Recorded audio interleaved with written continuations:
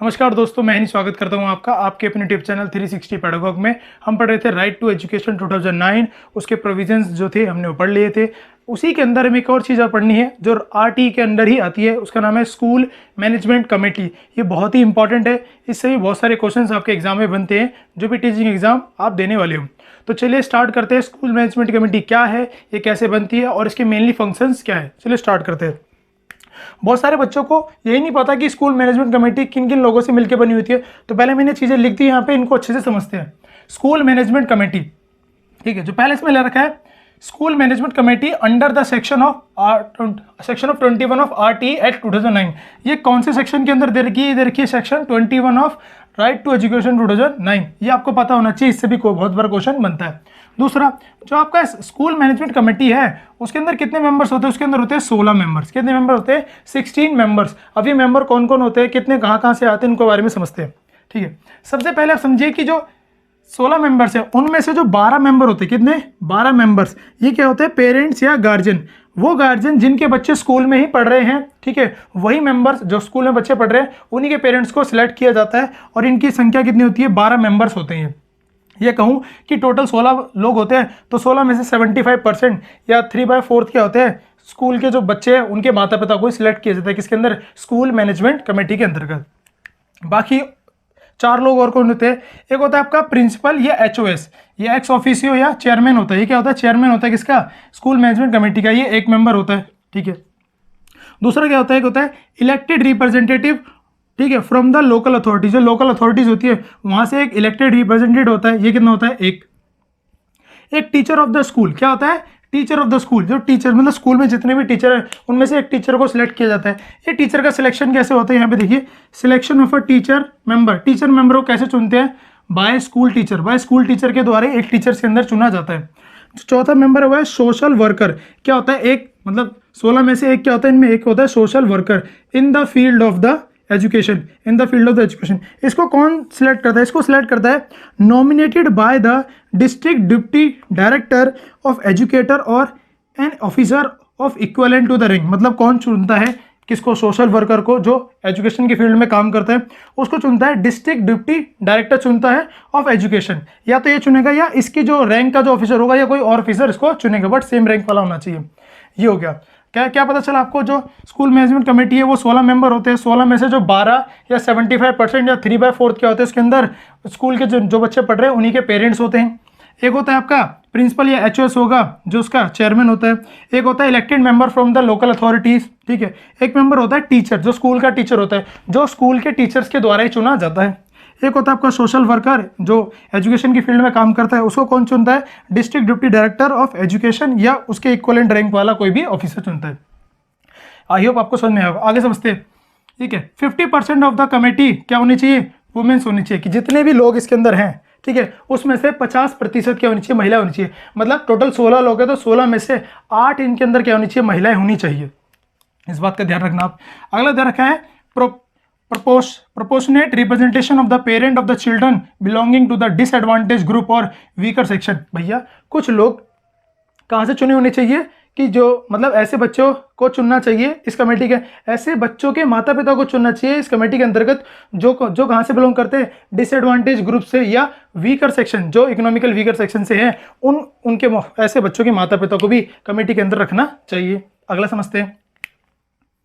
Vice chairperson shall be from the among the parent of the member. इसका एक chairman तो हो गया, आपको पता चलेगा, या तो वो प्रिंसिपल होगा या एचओएस होगा। पर जो वाइस चेयरमैन होगा वो कौन होगा? वो जो माता पिता जो चुने गए हैं, 12 माता पिता स्कूल के जो बच्चों के, उनमें से ही कोई ना कोई होगा। और उसका जो उसको चुनेगा कौन? वो जो 12 माता पिता हैं वही वोट डाल के क्या करते हैं? उसका चुनाव करते हैं। सिलेक्शन ऑफ पेरेंट मेंबर, की पेरेंट का सिलेक्शन कैसे किया जाता है इसका भी ध्यान आपको होना चाहिए। पेरेंट का सिलेक्शन भी पेरेंट्स ही करते हैं। और एक बात ध्यान रखिए कि वही पेरेंट्स स्कूल मैनेजमेंट कमेटी का सदस्य हो सकता है जिसके बच्चे स्कूल में पढ़ रहे हों। फॉर एग्जांपल मान लो एक पेरेंट है जिसका बच्चा स्कूल में पढ़ रहा था, अब वो स्कूल पास आउट हो गया, तो वो जो पेरेंट है वो स्कूल मैनेजमेंट कमेटी का सदस्य नहीं रहेगा। अब उसकी जगह कोई और पेरेंट उसको क्या कर देगा? रिप्लेस कर देगा, जिसका बच्चा भी स्कूल में पढ़ रहा है। इसका ध्यान रखना आप। ये पता चल गया आपको सिलेक्शन ऑफ टीचर कैसे होता है, टीचर ही करते हैं। ये दो इंपॉर्टेंट चीज आपको बहुत पता होनी चाहिए, इनसे बहुत बार क्वेश्चन बनते हैं कि टेन्योर मतलब कार्यकाल, जो एसएमसी है उसका कार्यकाल कितना होता है, 2 ईयर। ठीक है। और 2 साल का होता है कार्यकाल, और कॉन्स्टिट्यूट एवरी 2 साल, हर 2 साल में इसको दोबारा चुना बनाया जाता है। और इसकी मीटिंग के बारे में पता होना चाहिए, वंस इन अ 2 मंथ, इसकी जो मीटिंग होती है कितनी होती है, 2 महीने में एक बार इसकी मीटिंग कराई जाती है, किसकी, एसएमसी के जो मेंबर्स होते हैं उनकी। आई होप आपको समझ में आया होगा। अब हम समझते हैं कि जो एसएमसी मेंबर्स हैं उनके फंक्शन या उनके कार्य क्या है। चलिए अब उनको समझते हैं। चलिए दोस्तों, अब हम समझते हैं एसएमसी या स्कूल मैनेजमेंट कमेटी को क्यों बनाया गया, उसके क्या कार्य है, वो स्कूल के अंतर्गत क्या कार्य करती है, ये हम समझ चुके हैं वो कैसे बनती है। पर अब ये समझना ही बहुत इंपॉर्टेंट है कि उसके कार्य क्या है, वो एक्चुअल स्कूल में क्या काम करती है। तो चलिए स्टार्ट करते हैं। School management committee under RT act 2009, function of SMC. पहला फंक्शन क्या है इसका, पहला फंक्शन है monitor the working of the school, कि स्कूल का जो भी वर्क है, टीचर के जो काम है, प्रिंसिपल के जो काम है, सभी टीचर्स के काम और जो स्कूल की सभी एक्टिविटी हैं, क्या वो सही तरीके से हो रही हैं, सही टाइम पे हो रही है नहीं, इसका देखरेख करना किसका काम होता है। मिड डे मील मिल रहा है नहीं मिल रहा, जो भी एक्टिविटी स्कूल के अंदर हो रही है उन सबको मॉनिटर करना किसका काम है, स्कूल मैनेजमेंट कमेटी का काम होता है। ठीक है, अगला समझते हैं। अगला है prepare and recommend the school development plan. ये बहुत ज़्यादा इंपॉर्टेंट है, स्कूल डेवलपमेंट प्लान कि एसएमसी क्या करती है, स्कूल डेवलपमेंट प्लान को प्रिपेयर भी करती है और रिकमेंड भी करती है। 2022 में डीएसएसबी का एग्जाम हुआ था, उसमें जो पीआरटी एग्जाम था उसमें क्वेश्चन आया था कि स्कूल डेवलपमेंट प्लान है उसको एसएमसी द्वारा तैयार किया जाता है या रिकमेंड किया जाता है। तो दोनों था, तैयार भी किया जाता है एसएमसी द्वारा और रिकमेंड भी किया जाता है। तो ये था उसका आंसर, तो वो क्वेश्चन यहीं से आया था, तो आपके लिए ये पढ़ना ही बहुत इंपॉर्टेंट है। आगे समझिए क्या हो गया, prepare and recommend the school development plan. ध्यान रखिए इस बात का। Monitor the utilization of grant receive by the government. School को क्या मिल रही है, ग्रांट मिलती है, पैसा मिलता है लोकल गवर्नमेंट या गवर्नमेंट से जो पैसा मिल रहा है, क्या उसका सही रूप में इस्तेमाल किया जा रहा है स्कूल मैनेजमेंट के द्वारा। स्कूल का सही जहाँ जहाँ इस्तेमाल करना था स्कूल ने वहाँ इस्तेमाल किया, कुछ मिसयूज तो नहीं किया पैसे का। तो ये सब देख रेख करना भी किसका काम होता है, स्कूल मैनेजमेंट कमेटी का काम होता है। ठीक है, क्या, monitor the utilization of the grant receive by the government, कि कहाँ कहाँ उसका यूटिलाइजेशन किया गया किसका, ग्रांट का। ठीक है, अगला समझिए, ensure that teacher maintain regularity and punctuality in the school, कि ये देखना क्या टीचर रेगुलर आ रहे हैं। ठीक है, क्योंकि अगर टीचर रेगुलर आएंगे तो बच्चों को अच्छे से पढ़ा पाएंगे, और रेगुलर आने के साथ साथ क्या वो पंक्चुअल हैं, क्या वो टाइम पर क्लास में जाते हैं, अपनी एक्टिविटी सारी जो सिलेबस है वो टाइम पर करा रहे नहीं करा रहे, ये सब देख रेख करना किसका काम है, स्कूल मैनेजमेंट कमेटी का काम है। क्या करना, ये देखना कि टीचर क्या है, रेगुलर है कि नहीं और पंक्चुअल है कि नहीं। अगर नहीं है तो टीचर्स को बोलेंगे, प्रिंसिपल्स को बोलेंगे कि अगर कुछ टीचर्स के ना आने की वजह से बच्चों की पढ़ाई अच्छे से नहीं हो पा रही है, तो इसलिए टीचर को रेगुलरिटी एंड पंक्चुअलिटी मेंटेन करना बहुत जरूरी है। चलिए अगला समझते हैं। Monitor the maintenance of the norms and standard specify in the schedule, कि स्कूल के अंदर स्कूल ना कुछ नॉर्म्स और स्टैंडर्ड से चल रहा है और वो नॉर्म्स एंड स्टैंडर्ड एक शेड्यूल में स्पेसिफाई हैं, क्या स्कूल उन नॉर्म्स और स्टैंडर्ड का पालन कर रहा है, नियम और कायदे कानून का पालन कर रहा है। अगर नहीं कर रहा है तो एसएमसी उनको बताएगी, स्कूल को बताएगी, लोकल गवर्नमेंट को बताएगी, स्कूल के द्वारा ये नॉर्म्स और स्टैंडर्ड फॉलो नहीं किए जा रहे, देन स्कूल उनको फॉलो करेगा। तो ये भी काम किसका है, स्कूल मैनेजमेंट कमेटी का काम है कि मॉनिटर करे, देखे कि स्कूल नॉर्म्स एंड स्टैंडर्ड को फॉलो कर रहा है या नहीं कर रहा। ठीक है, अगला समझिए। Monitor that teacher are not burdened with non-academic duties other than those specified in the section 27 of RTA 2009। देखो भैया, टीचर को हम नॉन एकेडमिक ड्यूटीज दे सकते हैं, पर सिर्फ कौन सी ड्यूटी दे सकते हैं, जो सेक्शन 27 ऑफ आरटी एक्ट के अंदर निर्धारित है, सिर्फ वो duty. For example election duty हो गई, ये सब ड्यूटी होती है, जैसे कि वैक्सीन डिस्ट्रीब्यूशन वाली एक ये थी और आपकी इलेक्शन वाली, ये ड्यूटी आर्टिकल नहीं, सेक्शन 27 ऑफ आरटी एक्ट के अंदर दे रखी है। तो इन ड्यूटी में टीचर को इन्वॉल्व किया जा सकता है। इसके अलावा जो ड्यूटी अगर टीचर को दे रहे हो तो वो गलत है, इससे टीचर पे बर्डन पड़ेगा और टीचर अपना अच्छे से काम नहीं कर पाएगा। अगला समझते हैं।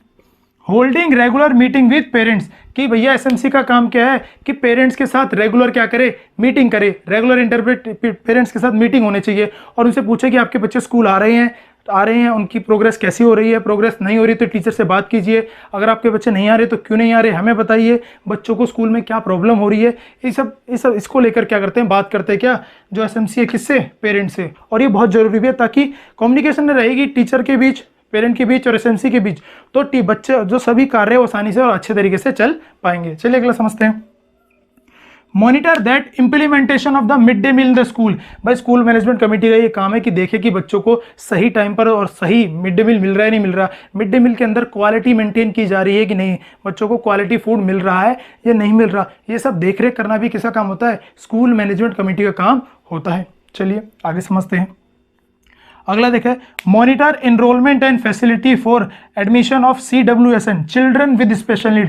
ये भी important, children with special needs ensure their participation and completion of the elementary education.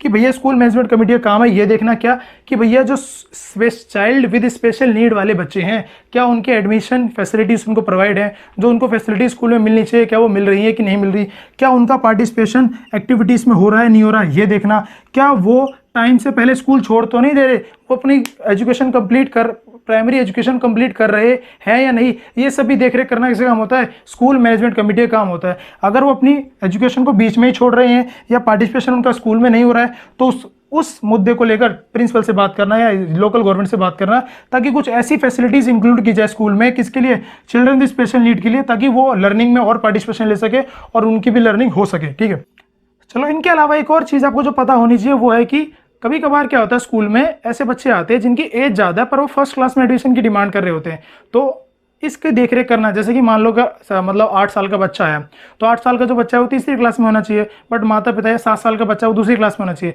माता पिता कहते हैं नहीं पहली क्लास में इसका एडमिशन करो।